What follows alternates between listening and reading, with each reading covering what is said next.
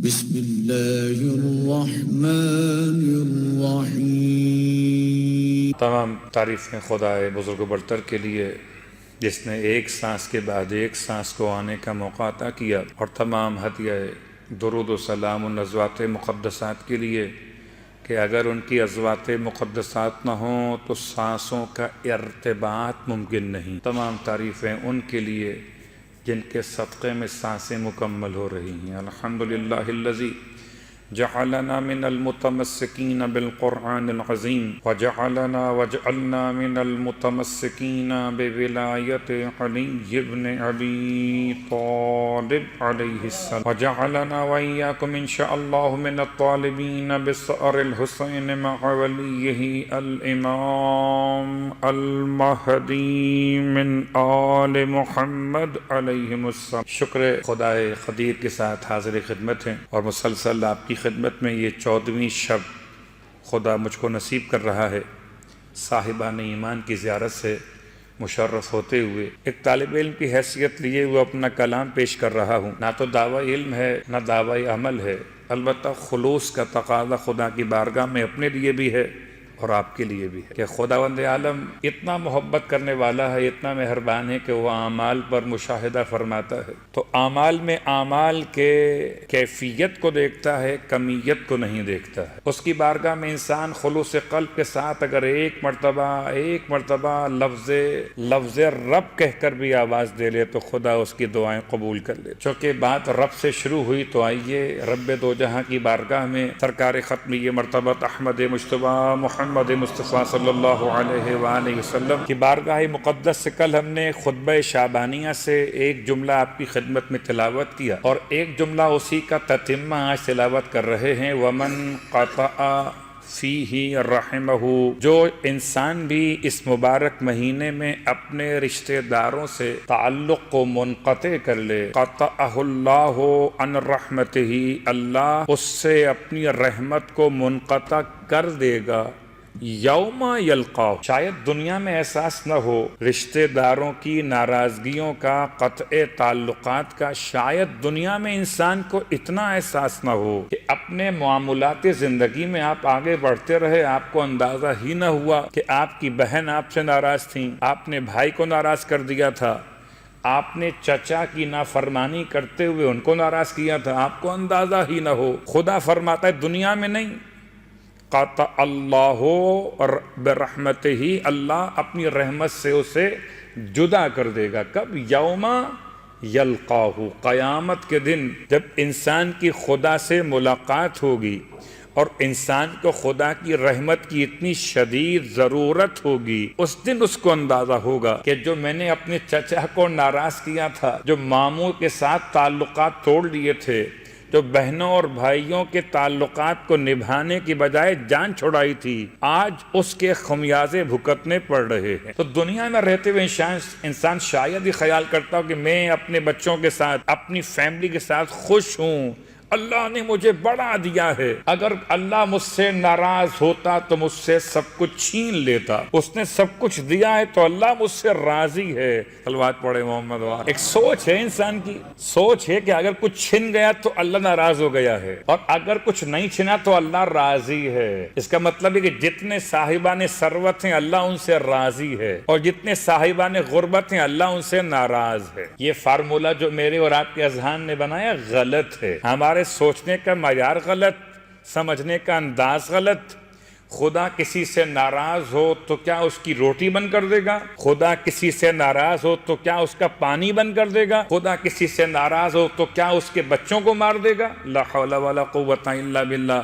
خدا کی ناراضگی کا پہلا اثر خدا عبادت سے لذت کو چھین لیتا ہے۔ خدا کی ناراضگی کا پہلا اثر جو انسان کے خدا کے درمیان واقع ہو معاملات، ان میں انسان ٹکریں تو مار رہا ہوتا ہے بعنوان عبادت، مگر لذت عبادت ختم ہو جاتی ہے۔ تو ہو سکتا ہے دنیا آباد رہے، آخرت برباد ہو جائے، ہو سکتا ہے دنیا برباد ہو، آخرت آباد ہو جائے، اور ہو سکتا ہے ربنا آتنا فی الدنیا حسنہ وفی الآخرت حسنہ، دنیا بھی آباد ہو اور آخرت بھی آباد۔ صلوات پڑھ لیں محمد وآلہ۔ رشتہ داروں سے تعلقات کو منقطع کر دینے کا مطلب بہت دفعہ بڑا غصہ اور انسان کو جلال آتا ہے، اتنا جلال ہے، اتنا غضب ہے کہ انسان کہتا ہے کہ اب ہمارے آپ کے تعلقات ختم، مرنے جینے کا معاملہ بھی ختم، اب آپ ہمارا منہ مت دیکھیے گا۔ یہ جملے استعمال کرنے کا مطلب آپ نے رشتوں کو منقطع کر دیا۔ دیکھیے ایک مصروفیت ہے انسان کا نہ جانا، انسان کا نہ مل سکنا، لیکن جب ملنا تو سلام کر لینا۔ ایک مصروفیت کے تقاضے ہیں کہ انسان نہیں آ پا رہا ہے لیکن اپنے رشتہ داروں کے حق میں اللہ سے دعا تو مانگ رہا ہے، لیکن ایک قطع تعلق کا مطلب یہ کہ انسان نے تعلقات ہی ختم کر لیے کہ اب آنا حرام، جانا حرام، ملنا حرام، اور یہ فیصلے کر دیے کہ خبردار ہماری میت پر بھی ان کو آنے مت دینا۔ اگر کوئی واقعاً اس طرح کے وصیت کر کے جائے، اس طرح کے الفاظ کو ادا کرے، تو وہ اس جملے میں آئے گا یا نہیں آئے گا کہ وَمَنْ قَطَعَ فِيهِ رَحِمَهُ، جو اس مبارک مہینے میں اپنے رشتہ داروں سے تعلقات کو منقطع کر لے تو خدا اپنی ملاقات کے دن اس سے اپنی رحمت کو منقطع فرما دے گا۔ اور جب بات تعلقات ختم کرنے کے عنوان سے آئی تو ہو سکتا ہے کبھی یک طرفہ کارروائی ہو، آپ نہیں چاہتے تھے کہ تعلقات منقطع ہوں، سامنے سے آپ کے عزیز نے منقطع کر لیے، آپ تو ایکسکیوز کرتے ہی رہ گئے۔ یاد رکھیے خدا بڑا مہربان ہے، خدا بڑا انصاف کرنے والا ہے، آپ کے اعمال کو بھی جانتا ہے اور آپ کی نیت کو بھی جانتا ہے، اور آپ کے عزیز کے اعمال کو بھی جانتا ہے، اس کی نیت کو بھی جانتا ہے۔ تو یہاں شاید فرق معلوم ہو کہ نہ ہو، مگر ان کی قبر الگ بنے گی اور آپ کی الگ بنے گی، آپ کو حساب الگ دینا ہے، ان کو حساب الگ دینا ہے۔ آپ کے حساب میں لکھا ہوگا یہ قاطع رحم نہیں تھے، اس کے حساب میں لکھا جائے گا قاطع رحم۔ تو بس خیال کیجئے مجھے اور آپ کو اپنی اپنی قبر میں جانا ہے، وہ سامنے سلام کا جواب دیں۔ اتفاق سے کل ہی غالباً کسی مومن نے سوال کر لیا کہ کبھی کبھی ایسا ہو سکتا ہے کہ ہم کسی عزیز کو سلام کریں اور اس کو ہمارا سلام کرنا بھی برا لگتا ہو کہ پتہ نہیں کس نیت سے سلام کر رہے ہیں، لگتا ہے نوکری چھوٹ گئی جو سلام کر رہے ہیں۔ اب میں پہلے اپنے آپ کو دیکھوں کہ کیا کبھی میں نے اس طرح کے معاملات قائم کیے ہیں کہ مجبوری میں آ کے سلام کیا، جب کام نکل گیا تو وعلیکم سلام بھی نہ کہا۔ پہلے میں اپنے آپ کو دیکھوں، اس کے بارے میں فیصلہ کرنے سے پہلے۔ اور اگر میرے اعمال میں، میرے طریقے زندگی میں ایسی کوئی بات نہیں ہے، میں تو روز سلام کرتا ہوں، چاہے جاب پر رہوں کہ نہ رہوں، حالات بہتر ہوں کہ خراب ہوں، آپ میرے عزیز ہیں، اور اس میں کوئی شک نہیں کہ عزیز سے عزیز اپنا دکھ بیان نہ کرے تو کس سے بیان کرے گا۔ لیکن سامنے والا اگر آپ کے سلام کرنے کو سمجھتا ہو کہ خوشامد کر رہا ہے، نوکری کی درخواست کرنا چاہتا ہے، تب بھی انما الاعمال بالنیات اس کے لیے بھی ہے اور آپ کے لیے بھی ہے۔ آپ کی نیت سلام کرنے سے یہ ہے کہ میں صلہ رحمی کر رہا ہوں، چاہے وہ کچھ بھی سمجھے، اس کا سمجھنا اس کے ساتھ جائے گا۔ امام جعفر صادق علیہ الصلوۃ کی بارگاہ مقدس میں آنے والے دو عزیزوں کا مسئلہ آپ کے علم میں ہمیشہ بیان کیا جاتا رہا کہ ایک آ کر بیان کرتا ہے مولا سے کہ مولا، اس زمانے کی رہائش کا انداز ایسا تھا کہ جوائنٹ فیملی کی رہائش ہوا کرتی تھی، ایک بڑا احاطہ ہے، رقبے بے مکان بنا ہوا ہے، الگ الگ کمرے ہیں اعزاء احباب کے، نکلنے کا راستہ ہے۔ تو کہتا ہے میرا چچا زاد بھائی جو ہے مجھے بڑا پریشان کرتا ہے کہ نکلنے کا راستہ اس کے کمرے کے پاس، کیا کیا جائے؟ امام نے ارشاد فرمایا اگر وہ تمہیں پریشان کرتا ہے تو یاد رکھو اس کے اس عمل نے اس کی اپنی زندگی کو مختصر کر دیا۔ آپ اندازہ کیجئے کہ 30 سال زندگی کم ہو جانا کسے کہتے؟ لوگ 30 گھنٹے کی زندگی بڑھانے کے لیے ایک لاکھ روپے کے انجیکشن لگواتے مریض کو کہ 30 گھنٹے کی زندگی بڑھ جائے گی، حالانکہ وہ بھی اللہ کے علم میں ہے بڑھے گی یا نہیں بڑھے گی، طریقہ علاج ہے، دعوی شفا نہیں ہے، لیکن آپ نے خرچہ کیوں کیا؟ اس امید پر کہ شاید یہ 24 گھنٹے اور جی جائیں۔ اگر 30 سال کی زندگی کا مسئلہ ہو تو کتنا سرمایہ انسان کے اس زندگی کے بدلے میں قرار دیا جائے؟ 30 سال۔ امام فرماتے ہیں کہ وہ تمہیں جو پریشان کر رہا ہے تو اپنی لائف کو کم کر رہا ہے۔ کہتے ہیں اس نے برداشت کیا، کچھ عرصے بعد اسی چچا زاد بھائی کا اچانک انتقال ہو گیا، امام کی خدمت میں پہنچا، امام سے کہتا ہے مولا آپ نے تو ایسے فرمایا کہ جیسے آپ کے علم غیب میں یہ بات موجود تھی کہ یہ مر جائے گا۔ امام نے ارشاد فرمایا علم غیب کا اس میں کیا تعلق ہے؟ یہ تو ہمارے جد کی روایت ہے، کہ جو قطع رحم کرتا ہے خدا اس کی زندگی کو کم کر دیتا ہے۔ اب مرضی ہے زندگی بڑھانا چاہو یا کم کرنا چاہو۔ اب امام اس سے سوال کرتے ہیں کہ تم بتا، تم اپنے چچا زاد بھائی کی موت پر کیا محسوس کر رہے ہو؟ کہتا ہے مولا اگرچہ وہ تھا تو مجھے بڑا ستانے والا، میں سچی بات تو یہ ہے کہ بہرحال جیسا بھی تھا میرا چچا کا بیٹا، میں اس کی موت پر خوشیاں نہیں منا رہا، میں اس کی موت پر بہرحال افسردہ ہوں۔ کم از کم اتنا بھی صلہ رحمی ہونی چاہیے۔ کسی عزیز، ایسے عزیز کی موت پر جو آپ کو تنگ کرتا ہو، جس کی زبان آپ کو مشکل میں ڈالتی ہو، جس نے آپ کے روزگار کے مواقع ختم کیے ہوں، آپ جانتے بھی ہوں، اس کی موت پر بھی خوشی منانا آپ کا مسئلہ مشکل ہو جائے گا۔ امام فرمایا تم کیا محسوس کر رہے ہو؟ کہتا ہے مولا میں افسردہ ہوں۔ ارشاد فرمایا اگر تم اس وقت یہ مجھ سے کہتے کہ میں اس کی موت پر خوشی محسوس کر رہا ہوں تو تمہاری زندگی بھی خدا کم کر دے۔ تو انسان اگر اپنی زندگی بڑھانا چاہتا ہے تو صلہ رحمی کو انجام دیتا ہوا چلے، اور اگر چاہتا ہے کہ اس کی زندگی کم نہ ہو تو قطع رحمی سے اپنے آپ کو بچاتا ہوا چلے، اس لیے کہ خدا قیامت میں اپنی رحمت اس سے جدا کر دے گا۔ تو یہاں دنیا ہمیں اپنے رشتہ داروں سے تعلقات کو ختم کر، یہ ملنا جھلنا ختم نہیں ہو سکتا، یہ رشتہ داریاں ختم نہیں ہو سکتی۔ آپ میرے گھر مجلس میں آئیے کہ نہ آئیے، آپ مجھے بلائیے کہ نہ بلائیے، مگر رشتے جو خدا نے بنائے ہیں وہ ختم نہیں ہو سکتے ہیں۔ لہٰذا اللہ کے رسول کے اس جملے کے ساتھ بات کو مکمل کرتے ہوئے کہ خدا مجھے بھی اور آپ کو بھی ہمیشہ ہمیشہ صلہ رحمی ادا کرنے کی توفیق عطا فرمائے، اس مبارک مہینے میں بھی اور پورے سال اور پوری زندگی بھر۔ صلوات پڑھے محمد والے۔ اب رہا مسئلہ آج کے نمازوں کے حوالے سے، نماز امام محمد باقر علیہ السلام کا یہ 2 رکعت نماز ہے۔ نماز کی نیت 5ویں امام کے نماز کے عنوان سے آپ کیجئے گا، اور ذرا سی آسان نماز ہے، گرچہ آسان اور مشکل کہنا بھی ایک بظاہر عجیب سی بات محسوس کر رہا کہ کس نماز کو مشکل نماز کہوں اور کس نماز کو آسان نماز کہوں۔ ہم تو مسئلہ تقلید میں بھی، مراجع عظام کے فتاوی میں بھی دیکھتے ہیں کہ آسان مسئلہ کس کا ہے اور مشکل مسئلہ کس کا ہے۔ تو آئیے آسان نماز ہماری زبان میں 2 رکعت نماز ہے، 4 نہیں، 6 نہیں اور 8 نہیں، 2 رکعت نماز۔ اور 2 رکعت نماز میں الحمد کے بعد 100 مرتبہ تسبیحات 4 کی تلاوت ہے۔ سبحان اللہ والحمدللہ ولا الہ الا اللہ واللہ اکبر، تسبیحات 4، اس کی تلاوت 100 مرتبہ 2 رکعتوں میں، ہر رکعت کے اندر۔ اور باقی عام طریقے فجر سے اس نماز کو مکمل کرنا ہے، رکوع و سجود و قنوت و تشہد و سلام، اور سلام پڑھنے کے بعد ایک دعا خاص جو امام علیہ السلام کی نماز کے بعد بیان کی گئی، اللہم انی اسألک یا حلیم یا حلیم، پروردگار تجھ سے سوال کرتا ہوں، تو بڑا بردبار ہے، ذو اناتن، اور بڑا مہربان ہے، بڑی محبت کرنے والا، بہت اچھے انداز سے معاملات کو طے کرنے والا، غفور ودود، بخشنے والا بھی، اور صرف محبت نہیں، ذو انات نہیں خالی، بلکہ ودود، ودود کہتے ہیں خالص عشق اور محبت کو۔ خدا خالی محبت نہیں کرتا، بلکہ خدا اپنے بندوں سے محبت کی اس معیار پر ہے کہ اس کو ودود کہا جاتا۔ تو پروردگار کے 4 نام اس دعا میں امام کے نماز کے بعد جو پڑھی جائے گی، آپ اور ہمیں لینے کا حکم دیا گیا۔ اس کے بعد خدا سے مانگنا کیا ہے؟ ان تتجاوز عن سیئاتی، تو درگزر کر دے، درگزر کر دے۔ کتنا حسین جملہ ہے، جب کبھی جنازے کی نماز کے لیے آپ کھڑے ہو کر جملہ خدا سے کہتے ہیں، پروردگار تو درگزر کر دے۔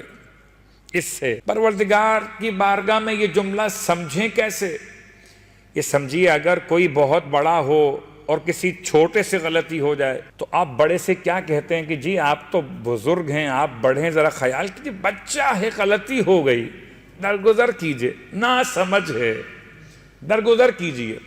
تو بڑے کی تعریف کر رہے ہوتے ہیں اور چھوٹے کی انکساری بیان کر رہے ہوتے ہیں۔ جب خدا کی بارگاہ میں کہیں گے ان تتجاوز عن سیئاتی، خدایا درگزر کر دے، تو بڑا پروردگار ہے، ہم تیرے حقیر و فقیر بندے ہیں، ہمارے گناہوں سے درگزر کر۔ اب ہم سے کیا حساب لے گا؟ صلوات پڑھے محمد۔ بے حسن ما عندی، بے حسن ما عندکا من عندی، پروردگار جو تیرے پاس موجود ہے اس کے بدلے میں میرے پاس جو ہے اس سے درگزر کر دے۔ مالک پروردگار کی بارگاہ میں اس نماز کے بعد الی آخر دعا، آخر دعا تک آپ نے تلاوت کرنا، کتاب مفاتیح الجنان میں یہ دعا موجود ہے۔ اب آئیے نماز کے ساتھ ساتھ ہم سورہ مبارکہ دہر میں اس مقام پر پہنچے تھے کہ جہاں پروردگار نے 5 احکامات میں دوسرا حکم بیان کیا، وَلَا تُطِعْ مِنْهُمْ عَاصِمًا أَوْ كَفُورًا۔ عاصم کون ہے؟ عتبہ بن ربیعہ۔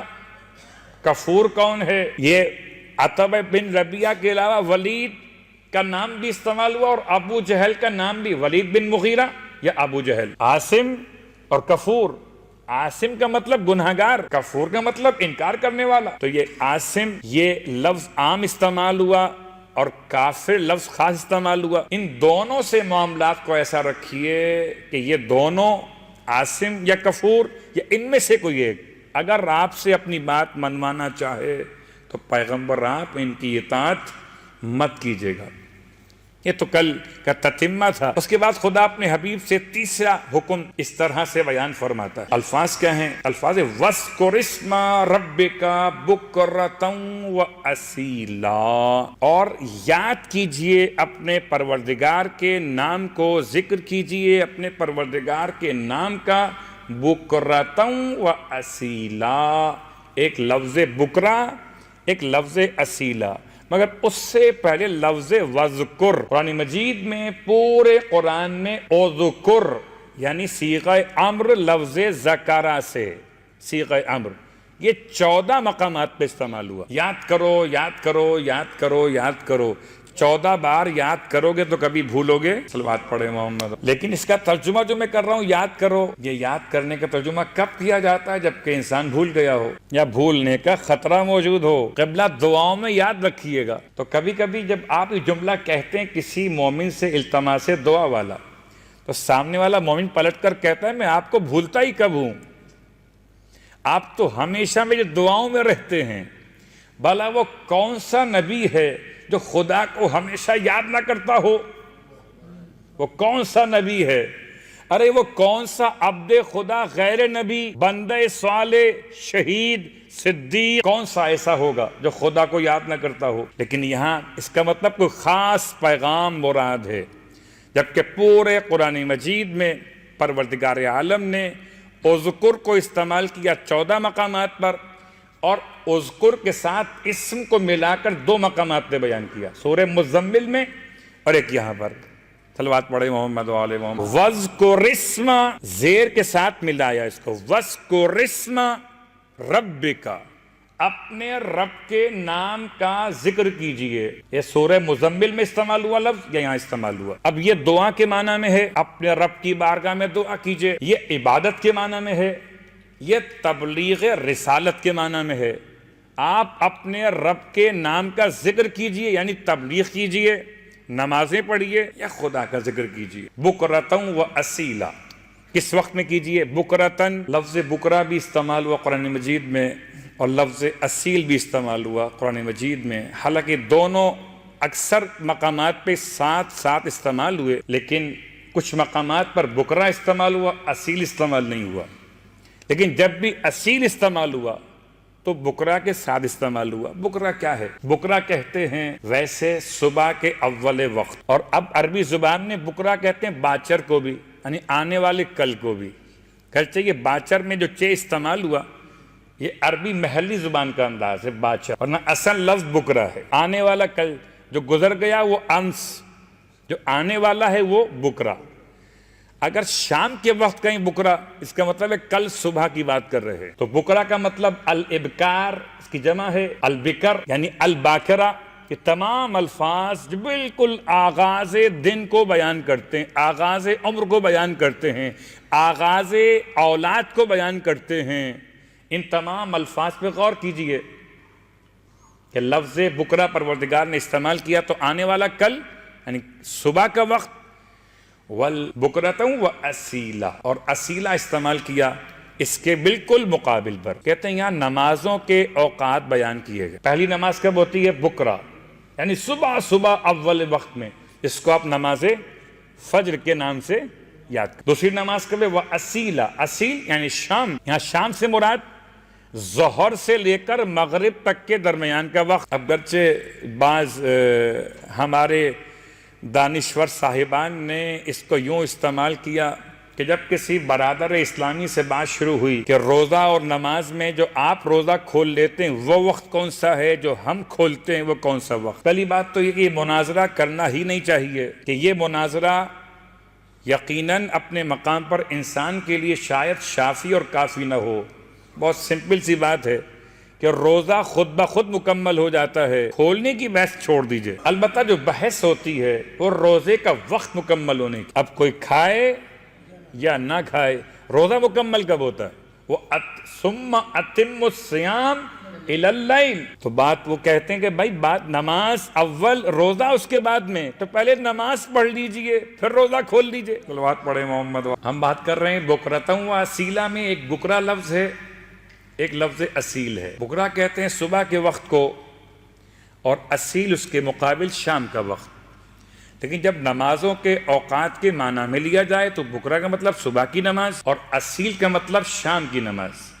وہ کہتے ہیں نماز مغرب کے لیے لفظ استعمال ہوا اصیلہ، اور استعمال روزے کے لیے کیا ہوا؟ ثم اتم الصیام الی اللیل. تو پہلے نماز اصیلہ، بعد میں روزہ لیل. روزہ مکمل کرو، رات تک نماز پڑھ لو شام ہونے پر. بکرتم و اصیلہ. اب یہ ایک طریقہ تھا جو کسی کو جواب دینے کے لیے علماء نے اختیار کیا، لیکن اب ہم اس بحث میں داخل ہوتے ہیں کہ آیا پورے قرآن میں خدا نے نمازوں کے اوقات کو بیان کیا، مگر اس میں بھی بیان کیا. اگلا جملہ کیا ہے؟ وَمِنَ اللَّيْلِ. یا دو نمازیں آ گئیں، ظہرین اور فجر، یعنی تین نمازیں. ظہرین ملا کر ایک فجر، تین نمازیں مکمل ہو گئی. وَمِنَ اللَّيْلِ فَاسْجُدْ لَهُ. اور یہاں لیل سے مراد کہ رات کا وقت، اس میں سجدہ کیجئے. کہ یہ نماز مغربین کی طرف اشارہ بر روایت امام رضا علیہ الصلوۃ والسلام. وَسَبِّحْهُ لَيْلًا طَوِيلًا. اور یہ نماز شب، کیونکہ پیغمبر پر ایک نہیں، دو نہیں، تین نہیں، پانچ نہیں، 6 نمازیں. ہمارے اور آپ کے پاس 5 نمازیں، پیغمبر کے پاس 6 نمازیں. وَسَبِّحْهُ لَيْلًا طَوِيلًا. اور رات کے طولانی عرصے میں آپ نے خدا کی تسبیح بیان کرنی ہے، یعنی کہ نماز شب کو ادا کرنا ہے. تو نماز شب کا تذکرہ بھی آ گیا، اور نماز پنجگانہ کو بھی جمع کیا، مگر جمع ایسے کیا کہ فجر کو الگ کیا، ظہرین کو الگ کیا اور مغربین کو الگ کیا. 3 اوقات بیان کیے نمازوں کے حوالے سے. اس کے علاوہ 3 مقامات اور ہیں جن میں سے 2 مقامات پہ خاص بحث کریں گے. ان میں ایک سورہ مبارکہ بنی اسرائیل. پروردگار نے سورہ مبارکہ بنی اسرائیل میں آیت نمبر 78 میں نمازوں کے اوقات کو بیان کیا. صلوات پڑھ لے محمد و آل محمد.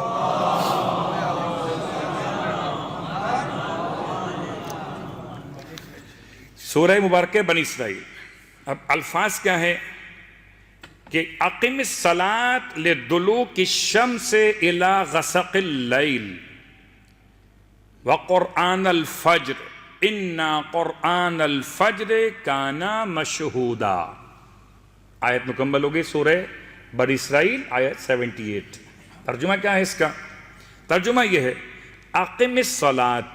ہو سکتا ہے وہاں پر کوئی آپ سے کہے وذکر اسم ربک، ذکر خدا مراد ہے. فاسجد لہ، سجدہ مراد ہے.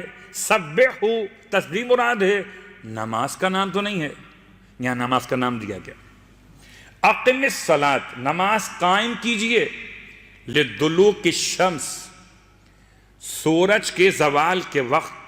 الی غسق اللیل، اور رات کے داخل ہو جانے کے ابتدائی مرحلوں میں. وقرآن الفجر، اور جب صبح تلاوت کی جائے اس وقت. قرآن مانے پڑھنا، الفجر فجر کے وقت پڑھنا. کیونکہ انا قرآن الفجر کانا مشہودا، کہ بے شک صبح کی نماز کی گواہی خاص طور سے لی جائے گی.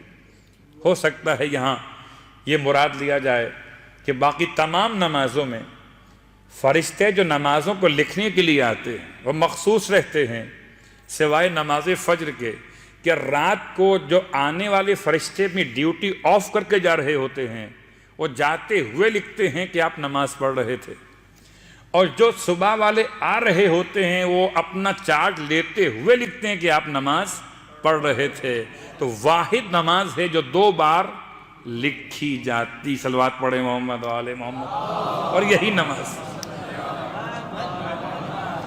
سب سے مشکل یہی نماز ہے، یعنی اور نمازیں آسان ہیں اور سب سے مشکل صبح کی نماز ہے۔ تو 3 اوقات بیان ہوئے، دلوک الشمس، غسق اللیل، قرآن الفجر۔ اگر کوئی آپ سے پوچھے کہ آپ 3 اوقات میں نماز کو کس بنیاد پہ ادا کرتے ہیں تو آپ کے پاس جواب کیا ہے کہ سورہ مبارکہ بنی اسرائیل آیت نمبر 78 قرآن مجید نے نماز کے 3 اوقات بیان کیے۔ روزہ اور عید اور حج چاند کی حرکت پر ہے اور نماز سورج کی حرکت پر ہے۔ دلوک الشمس الی غسق اللیل وقرآن الفجر۔ تو ایک تو 3 اوقات کا حوالہ سورہ مبارکہ بنی اسرائیل میں، اور دوسرا مقام سورہ مبارکہ ہود آیت نمبر 114، صلوات پڑھیں محمد و آل محمد۔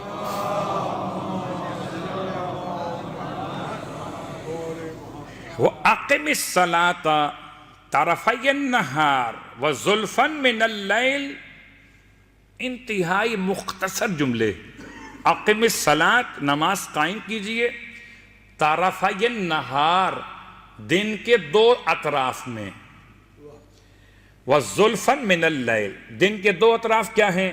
ایک سورج نکلنے سے پہلے جب صبح کی روشنی ہو فجر کی، اور ایک سورج کے مکمل زوال پہ آنے کے بعد، وَزُلْفًا مِّنَ اللَّيْلِ، اور رات کی ابتدا پر، رات کے آغاز پر نماز مغرب ہے۔ تو 3 اوقات بیان کیے۔ ویسے بھی یا سورج نہیں نکلا، یا نکل کے درمیان میں آ چکا، یا ڈوب گیا، تو یا نکلنے سے پہلے نماز، یا نکلنے کے بعد درمیان میں آ کر نماز، یا ڈوبنے کے بعد نماز۔ تو 3 اوقات ہی بنتے ہیں۔ گرچہ لفظ اوقات کہنا بڑا عجیب لگتا ہے، ویسے کیا انسان کی اوقات کے خدا کی نماز کے اوقات بیان کرے؟ البتہ اس میں کوئی شک نہیں کہ نماز مومنین پر وقت کے ساتھ لکھی گئی ہے، تو وقت معین کے ساتھ نماز لکھی گئی ہے۔ اب رہا مسئلہ، میں اپنی اس بحث کو یہاں روکتا ہوں، روایات میں آگے چلے جائیں گے تو بات اور ہو جائے گی۔ تو 3 مقامات، چوتھا مقام چھوڑ دیا میں نے سورہ طٰہٰ میں آیت نمبر 130 پہ، مگر وہاں لفظ نماز استعمال نہیں ہوا، لفظ تسبیح استعمال ہوا، لفظ ذکر استعمال ہوا، لفظ نماز پورے قرآن میں 2 مقامات پہ استعمال ہوا کہ جو اوقات بنائے گئے، بتائے گئے۔ سرکار ختمی یہ مرتبہ صلی اللہ علیہ وآلہ وسلم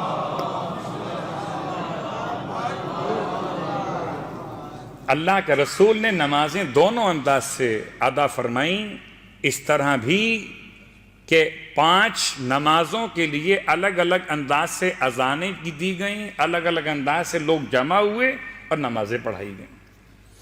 اور یہ بھی آپ نے فرمایا کہ بغیر بارش کے، بغیر سردی اور گرمی کے، بغیر سفر کی مشکلات کے عام حالات میں آپ نے 5 نمازیں اس طرح پڑھائیں کہ 3 دفعہ لوگ جمع ہوئے، اذان و اقامت دیے گئے، اور 5 نمازیں مکمل پیغمبر نے پڑھا دیں۔ تو یہ بھی سنت ہے اور وہ بھی سنت ہے۔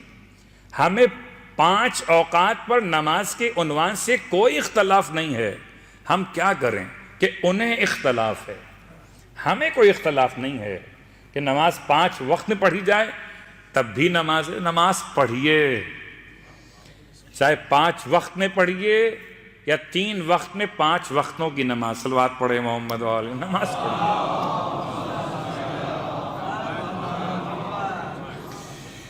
اور یہ ان 2 آیتوں کو ملاتے ہوئے کہ پیغمبر کے لیے چھٹی نماز بھی ہے، اور اس نماز کو جو شروع کیا کہ اے حبیب آپ اپنے رب کا نام لیجئے بکرتم و اصیلا ومن اللیل فاسجد لہ، اب یہاں بعض مقامات قرآن مجید میں ایسے بھی ہیں جہاں پر سجدہ ان آیتوں کی تلاوت کے بعد یا تو مستحب قرار دیا گیا، یا 4 مقامات ایسے کہ جہاں پر سجدہ واجب قرار دیا گیا۔ بہرحال یہ آیت ان آیات میں شامل بہرحال نہیں ہے، البتہ چونکہ ماہ مبارک رمضان میں لوگ تلاوت قرآن کر رہے ہیں، کبھی تلاوت کرتے کرتے الف لام میم تنزیل، کبھی حامیم فصلت، اور کبھی سورہ والنجم، اور کبھی سورہ علق پر آ کر اس انداز سے کہ جہاں انسان سجدہ واجب ادا کرنا چاہے تو ہو سکتا ہے کبھی اس کے پاس یہ معلومات میسر نہ ہو کہ سجدہ میں کیسے ادا کروں۔ کبھی کبھار تو لوگ قرآن مجید پر ہی سجدہ کر لیتے ہیں۔ قرآن کتنا اونچا رکھا ہوا ہے، رحل کے سائز کیا ہے، یا اتنا اونچا سجدہ ہو سکتا ہے کہ نہیں ہو سکتا۔ اب تمام مراجع عظام کے فتاویٰ کو سامنے رکھتے ہوئے 2 باتیں صرف اختصار کے ساتھ۔ پہلی بات کہ اس میں نہ اذان، نہ اقامت، نہ تکبیر، نہ وضو شرط، نہ قبلے کی سمت شرط، نہ وضو، نہ طہارت بدن، نہ قبلہ، نہ تکبیر، کوئی شرط نہیں۔ صرف شرط کیا ہے؟ شرط ہے مکان کا مباح ہونا۔ جس مقام پر سجدہ کرنا چاہتے ہیں قرآن والا وہ مکان غصبی نہ ہو، پہلی شرط۔ دوسری شرط احتیاط واجب کے طور پر پیشانی وہاں رکھیں کہ جہاں پر زمین یا زمین سے متعلق وہ چیز جس پر سجدہ کرنا درست ہو۔ احتیاط واجب میں کسی اور مرجع نے ابھی تک اس میں احتیاط مستحب کو بیان نہیں کیا، تو یہ فتوے کے برابر ہی خیال کی جائے گی کہ آپ کو جب سجدہ کرنا ہو تو یا کاغذ پر کیجئے یا مٹی پر کیجئے، یا جس پر سجدہ عام طور پر شرعاً جائز ہے ان پر کیجئے۔ اب رہا مسئلہ، کچھ مراجع کہتے ہیں کہ احتیاط واجب یہ بھی ہے کہ باقی جو 6 اعضاء ہیں سجدے والے وہ بھی زمین پر لگیں۔ البتہ آیت اللہ اس سے استثناء فرماتے ہیں کہ یہ باقی جو اعضاء ہیں یہ احتیاط مستحب ہے سجدہ قرآن کے لیے کہ یہ زمین پر رکھے جائیں۔ البتہ احتیاط واجب صرف پیشانی کو زمین پر لگا دینا کافی ہے۔ اب پیشانی زمین پر لگانا کتنا اونچا کر سکتے ہیں اسے؟ کہ ہاتھ کی ملی ہوئی 4 انگلیاں، اس سے زیادہ اونچا وہ مقام نہ ہو جس پر سجدہ کیا جا رہا ہو۔ صلوات پڑھ لیں محمد و آل محمد۔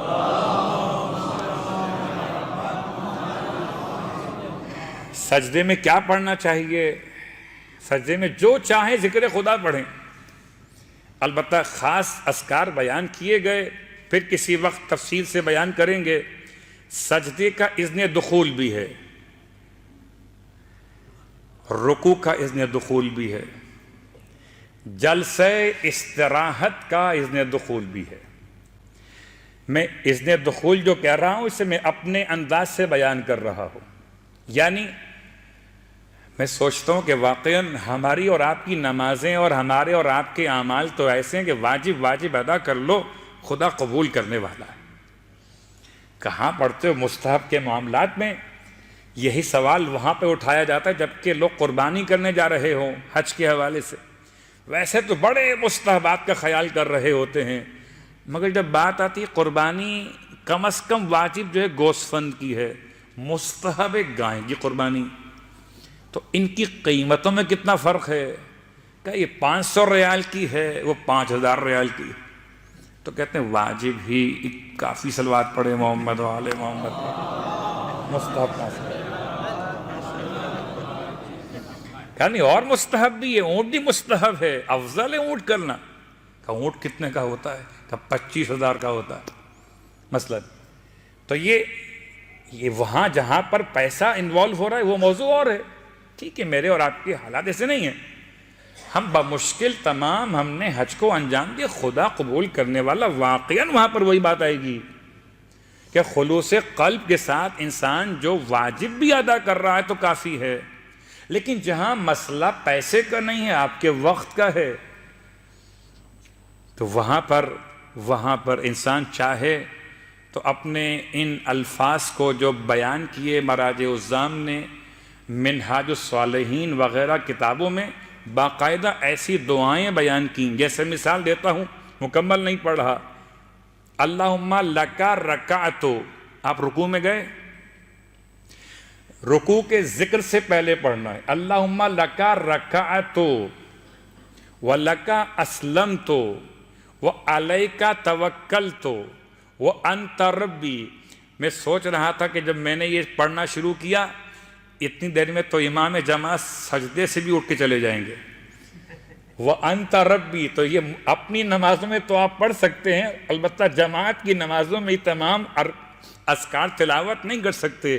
یہ بطور اذن دخول کے اللہم لکا رکعتو، اے خدایا میں نے تیرے لیے رکوع کیا ہے، وَلَكَ أَسْلَمْتُ، اور تیری ہی بارگاہ میں سر تسلیم خم کیا ہے، وَعَلَيْكَ تَوَكَّلْتُ، تجھ پہ توکل کیا ہے، وَأَنْتَ رَبِّي، تو میرا پروردگار ہے، خَشَعَ لَكَ، اور تیری بارگاہ میں خشوع کر رہے ہیں، قلبی وسمعی وبصری وشعری وبشری، تمام کے تمام میرے اعضاء و جوارح و دمی و عظامی و مخی و عصبی وما اقلت الاقدامی.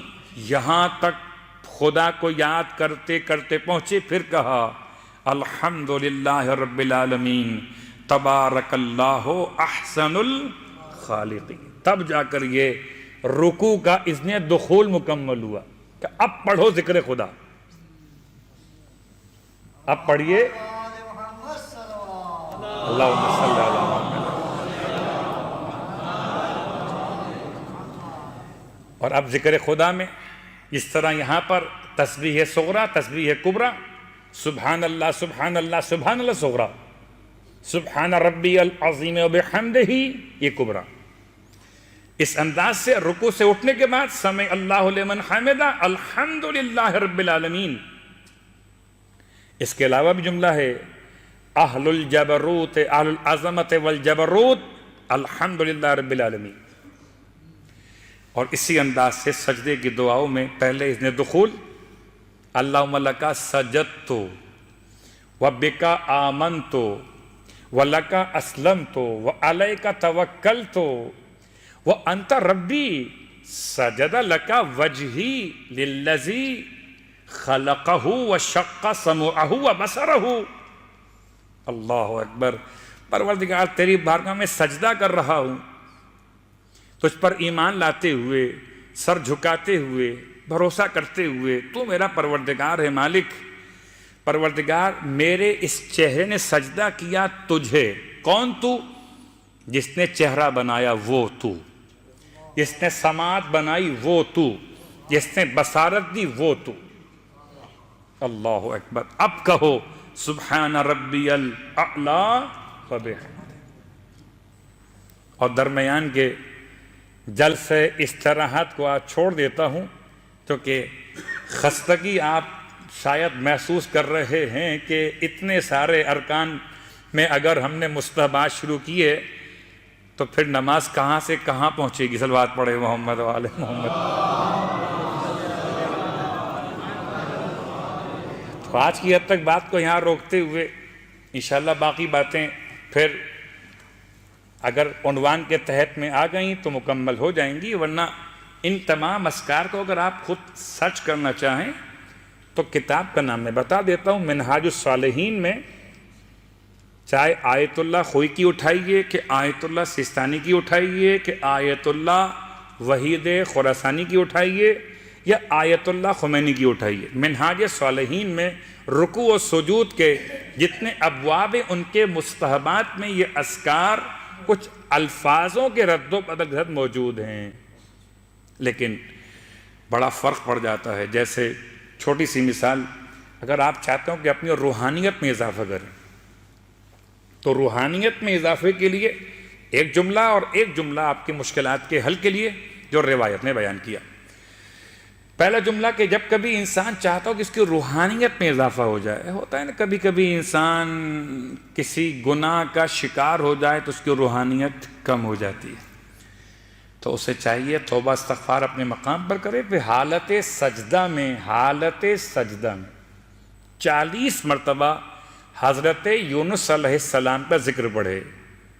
یہ نماز کے علاوہ ہے، اس کا تعلق نماز سے نہیں ہے۔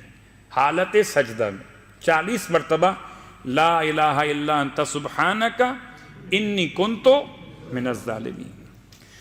اور چونکہ بہت سارے مسائل میں انسان خدا کی بارگاہ میں پریشان ہوتا ہے کہ شاید خدا میری آواز نہیں سن رہا۔ امام جعفر صادق علیہ السلام ارشاد فرماتے ہیں مولا کہ خدا نے ایک فرشتہ ایسا بنایا، اس کا نام رکھا اسماعیل، اور رہتا وہ آسمان دنیا پر ہے۔ جب کوئی بندہ خدا کی بارگاہ میں 7 مرتبہ کہتا ہے یا ارحم الراحمین، یا ارحم الراحمین، 7 مرتبہ کہتا ہے، تو فرشتہ بندے سے کہتا ہے سمع، سن رہا ہے، ارحم الراحمین صوتکا، تمہاری آواز کو، اب کہو تم کیا چاہتے ہو۔ تو کبھی اپنی دعاؤں کی قبولیت کے لیے انسان کو خدا کے ناموں سے وَاذْكُرِ اسْمَ رَبِّكَ بُكْرَةً وَأَصِيلًا، ہر صبح و شام اللہ کے نام کے ساتھ اللہ کو یاد کیا کیجئے۔ ختم یہ مرتبہ سے بھی مطالبہ ہے، اور ہماری اور آپ کی تو مجبوری ہے، جب تک نام خدا نہ ہو، وسیلہ پنجتن نہ ہو، تو کیسے دعا قبول ہوگی۔ اور چونکہ ہماری گفتگو بہرحال رسالہ حقوق امام سید سجاد علیہ السلام کے عنوان پر تھی، اور آج کا سارا وقت ذکر خدا نے ہمارا پورا وقت لے لیا ہے۔ تو ذکر خدا بھی زبان سے ہی تو ہو رہا تھا، ذکر خدا بھی زبان سے ہو رہا تھا، زبان کا ہی مسئلہ۔ اور زبان کے مسائل میں جو آفات ہیں زبان کی، ان میں سب سے مشکل آفت کا تذکرہ جو ہمیشہ بہت زیادہ ہوتا ہے وہ ہے غیبت۔ اور غیبت 1 نہیں، 2 نہیں، 3 نہیں، 4 مقامات پر قرآن نے غیبت کے الفاظ کو، غیبت کے ممانعت کو بیان کیا۔ 4 مقامات کہاں؟ ان مقامات کو شیخ مرتضی انصاری علیہ الرحمہ نے کتاب مقاصد میں 4 مقامات پر قرآن مجید کی آیات کا یہاں پر جمع فرمایا ہے کہ کبھی خدا نے استعمال کیا لفظ غیبت کو غیبت ہی کے لفظ کے ساتھ، سورہ حجرات کہ یغتب بعضکم بعضا، کہ تم میں سے بعض کی غیبت نہ کرے، لفظ غیبت ہی استعمال ہوا۔ پھر دوسرا مقام سورہ مبارکہ نور آیت نمبر 19، جب پروردگار نے لفظ فاحشت کو، لفظ فاحشہ کو استعمال کیا غیبت کے معنی میں، ان تشیء الفاحشۃ فی الذین آمنوا ان الذین یحبون ان تشیء الفاحشہ، وہ لوگ جو چاہتے ہیں کہ برائیاں پھیلائیں صاحبان ایمان کے اندر، ان کے لیے دنیا میں بھی عذاب ہے اور آخرت میں بھی عذاب ہے۔ سورہ مبارکہ نور۔ اور تیسرا سورہ مبارکہ نساء آیت نمبر 148، 6 پارے کی پہلی آیت، لا یحب اللہ الجہر بالسوء من القول الا من ظلم، بہت زور سے کسی کو برا کہنا خدا کو پسند نہیں ہے سوائے اس کے جس پر ظلم کیا گئے۔ تو شیخ انصاری نے اس کو بھی غیبت کے معنی میں لیا ہے۔ اور چوتھی اور آخری بات سورہ مبارکہ ہمزہ، ویل لکل ہمزۃ لمزہ، غیبت میں محرکاتی غیبت کیا ہوتے ہیں 8 بیان کیے، سارے بیان نہیں کر رہا، خالی 2 بیان کر دیتا ہوں۔ جب کسی کے سامنے غیبت کی جائے کسی کی، ارے انہوں نے ایسا کام کیا، بہت بری بات کی، ہم تو ان کو ایسا نہیں سمجھتے تھے، یہ امر بالمعروف کرنے والا، یہ اپنے خیال میں اس کی اچھائی سوچنے والا جو غیبت سن رہا ہے، یہ بھی شامل گناہ غیبت ہو رہا ہے۔ محرکات غیبت میں یہ غیبت اگر کر رہا یہ کہہ کر کہ میں تو نہیں سمجھتا تھا کہ مولانا صاحب یہ ایسا کرتے ہوں گے، میں نے تم کو ایسا کرتے ہوئے دیکھا، تو یہ امر بالمعروف نہی عن المنکر کے نام پر غیبت ہو رہی۔ اللہ ولعنۃ اللہ علی القوم الظالمین وسیعلم الذین ظلموا ای منقلب ینقلبون۔ بار اللہ واسطہ محمد و آل محمد کا ہماری اس عبادت کو اپنی بارگاہ میں قبول و مقبول فرما۔ بار اللہ واسطہ محمد و آل محمد کا پروردگار تمام حاضرین کی حوائج شرعیہ کو پورا فرما۔ بار اللہ واسطہ محمد و آل محمد کا میرے مالک، جو مشکلات ہیں، پریشانیاں ہیں، بہت ساری دعاؤں کی التماس آتی ہے، پروردگار ہر مومن اور مومنہ کی پریشانی کو دور فرما دے۔ خاص طور سے جو مشکلات رزق میں مالک، ان کی تمام پریشانیاں دور فرما دے، ان پر رزق کے دروازے کھول دے۔ میرے مالک اگر کوئی ایسی بات جو رکاوٹ ہو رزق میں مالک، اس رکاوٹ کو دور فرما دے۔ بار اللہ واسطہ محمد و آل محمد کا، اے شکم مادر میں رزق پہنچانے والے پروردگار، اے اندھیروں میں بھی اپنے بندوں کو یاد رکھنے والے مالک، تمام صاحبان ایمان کے رزق میں خیر و برکت عطا فرما دے۔ بار اللہ واسطہ محمد و آل محمد کا کسی کا محتاج نہ فرما، خاص طور سے کسی ذلیل انسان کا محتاج نہ فرما۔ بار اللہ واسطہ محمد و آل محمد کا جو ہاتھ ہمیشہ دینے والوں میں شامل رہے ہیں، انہیں کبھی لینے والوں میں شامل نہ فرما۔ بار اللہ واسطہ محمد و آل محمد کا میرے مالک، واسطہ علی رسول کا، واسطہ میرے مولا کربلا کے شہیدوں کا، کربلا کے یتیموں کا، تمام پر صاحبان ایمان کو سلامتی عطا فرما، پرچم اسلام کو سربلندی عطا فرما، امام زمانہ علیہ السلام کے ظہور میں تعجیل فرما، اور ہم سب کو امام علیہ السلام کے ادنا ترین خدمت گزاروں میں شامل فرما۔